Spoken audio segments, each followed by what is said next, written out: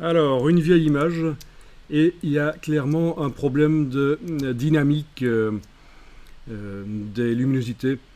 C'est-à-dire qu'elle est grisâtre en fait. Elle est plutôt gris moyen dans son ensemble. On a l'impression que euh, la majorité des informations sont dans les gris moyens et qu'il n'y a pas beaucoup de choses foncées et pas beaucoup de choses claires. D'accord?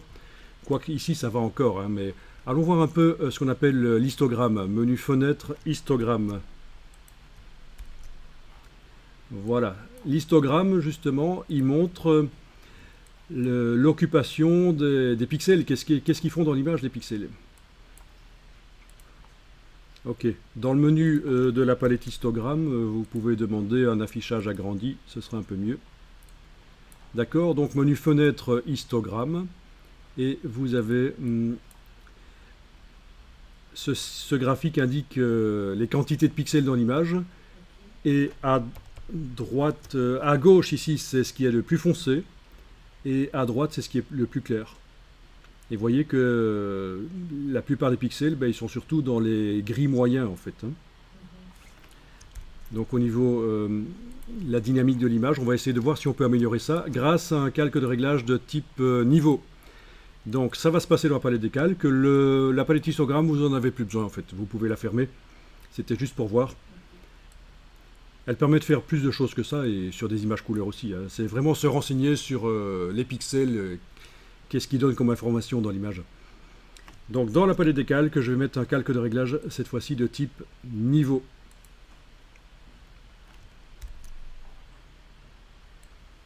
Et vous retrouvez l'histogramme qui est montré là, dans le réglage niveau. D'accord? Calque de réglage de type niveau. Palette propriété pendant qu'il est activé. En tout cas, oui, pendant qu'il est activé, on a ceci. Et en principe, si vous bougez les extrémités ici, ne jouez pas sur le curseur du dessous, uniquement le curseur du dessus. Quand vous bougez ceci, vous redéfinissez les tons les plus foncés de l'image. Alors je vais y aller franchement, là, comme ça, en bougeant cet indicateur-là. Alors concrètement, qu'est-ce qui se passe quand je fais ça? Eh bien, ce qui se passe, c'est que le gris qui a cette intensité-là devient noir. Et tous les pixels qui avaient des intensités plus sombres que ce gris qui se situe là, hein, juste sous le curseur, ben, ils deviennent noirs aussi.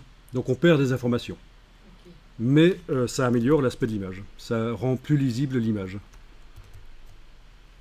Je crois que c'est assez flagrant quand même, hein. Je remets le curseur en place. Je vais utiliser maintenant celui de l'autre extrémité. Ben lui, il fait en sorte que le gris qui est juste en dessous devienne blanc. Et tout ce qui est gris plus clair dans l'image devient également blanc. Donc également, on perd des informations, du détail. Mais ça permet de rendre plus lisible l'image.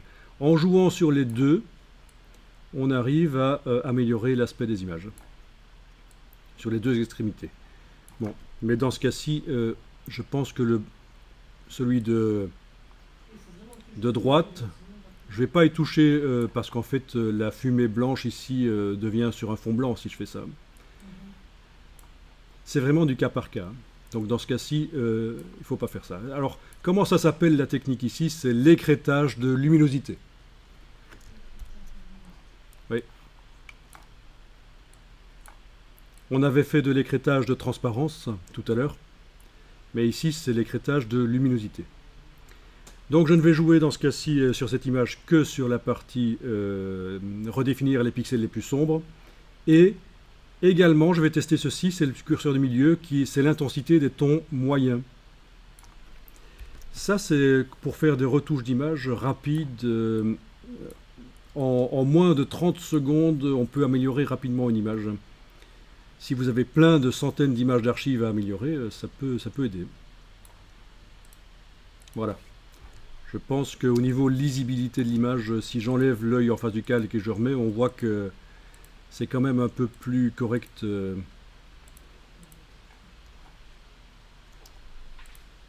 On va tester avec d'autres images. Pour les archives, je vais enregistrer cette image. Alors, vous avez l'image du tramway, elle s'appelle Scan 081. Essayez de l'ouvrir et on va voir si on peut l'améliorer.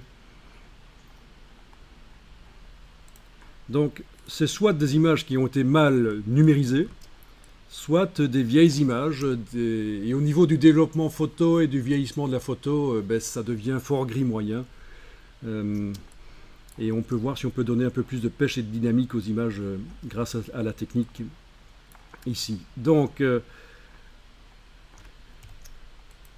calque de réglage de type niveau.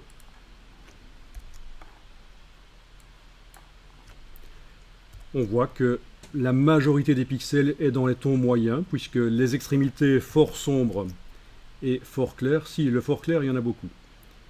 Mais, oui. On va tester, on va voir. Je prends l'extrémité là, voilà. Je bouge le curseur du milieu, les tons moyens. Il faut faire un aller-retour entre les deux curseurs, les deux réglages. Hein. Les deux petits indicateurs. Voilà. Je vais quand même tester qu'est-ce qui se passe si on prend l'extrémité de l'autre côté. Là. Non, les fils disparaissent dans le ciel. Je ne vais pas toucher au blanc ici, dans ce cas-ci.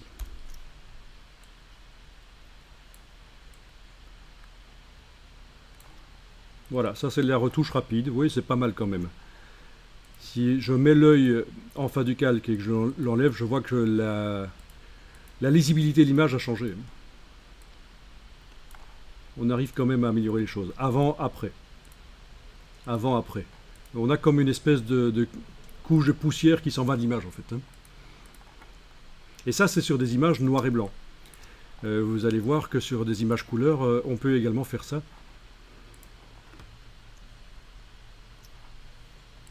Je vais essayer sur une dernière image noir et blanc, qui est celle qui commence par The Wreckage.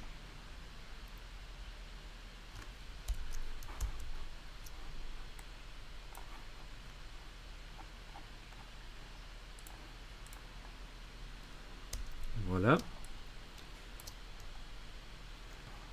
Au niveau de l'histogramme, je n'ai pas besoin d'aller chercher la palette histogramme, puisque vous avez compris qu'on le voit dans la palette niveau. Voilà.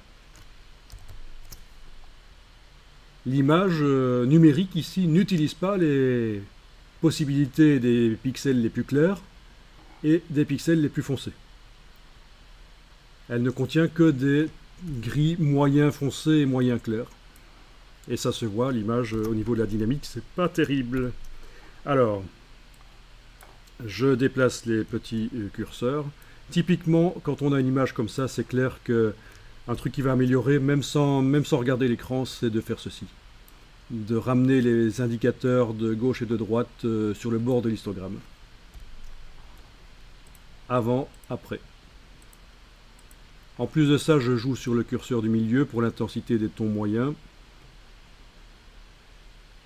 Voilà. Avant, après. Bon, il faut un peu bouger pour quand même conserver du détail.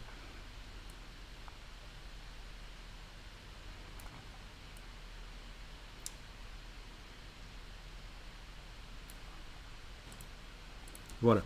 Et puis c'est une première étape. En plus de ça, on peut ajouter d'autres calques de réglage, notamment de type courbe, après, par-dessus, pour corriger plus finement les intensités. Mais bon, si vous avez 500 images à corriger en 2 heures, ça va pas être possible. On va dire 200 images en 2 heures sans problème, parce qu'en plus on peut programmer Photoshop pour que l'ouverture des images et l'enregistrement se fasse automatiquement, bien sûr, et mettre le réglage niveau sur le calque également. Vous n'aurez plus qu'à corriger en fait. Vous indiquez le dossier qui contient les 200 images, il vous ouvre les images, il vous met le calque de réglage, et dans le panneau propriété, vous modifiez. Et puis il enregistre l'image et il ouvre la suivante. Donc ça c'est le traitement par l'eau dans Photoshop, avec à un certain moment donner la main à l'utilisateur pour qu'il fasse son réglage personnalisé. Parce que chaque image étant différente, on ne peut pas appliquer le même réglage sur chaque image. Il faut quand même à un certain moment donner la main à l'utilisateur pour qu'il prenne les décisions.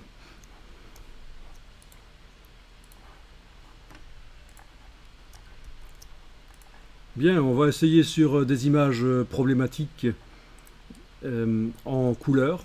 Vous avez l'image qui commence par 7466B. Je vais ouvrir ça. Elle a un problème d'éclairage. L'appareil photo était mal réglé apparemment. Et on a l'éclairage qui est fort orangé.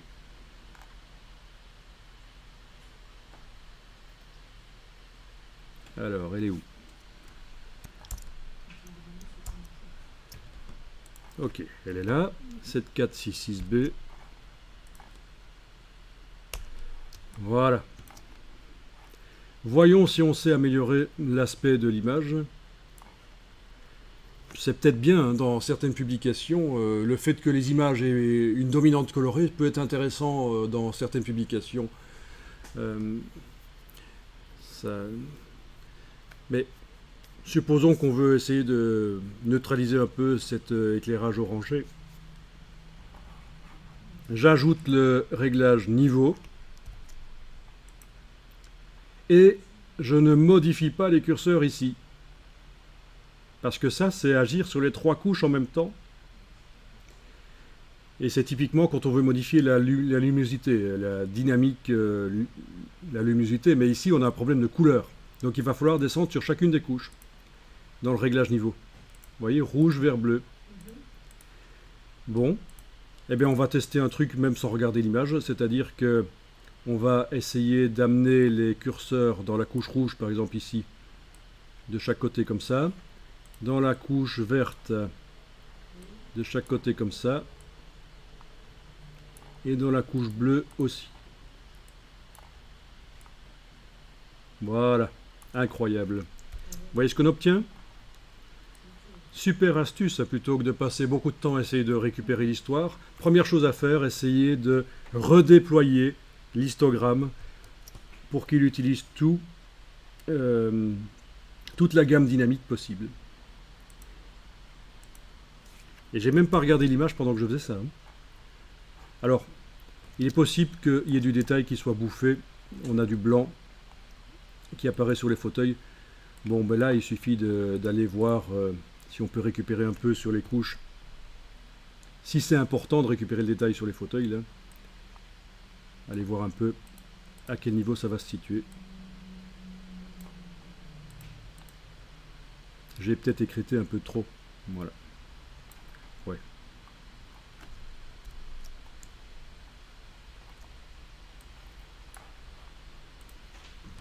Bon, là aussi, vous avez plein de photos qui ont été prises dans des conditions mauvaises.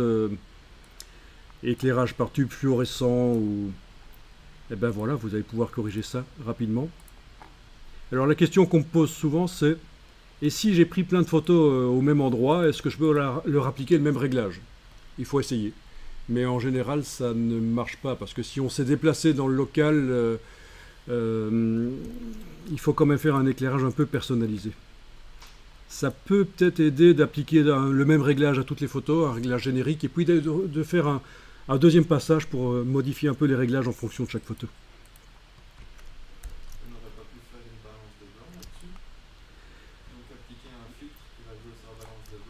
Une balance de blanc, mais la balance de blanc, tu l'as fait avec quoi? Parce qu'en fait, ce qu'on fait ici, l'écrêtage, c'est une balance de blanc, en fait. Hein. On est en train d'indiquer, oui, de rétablir le blanc, en fait. Hein.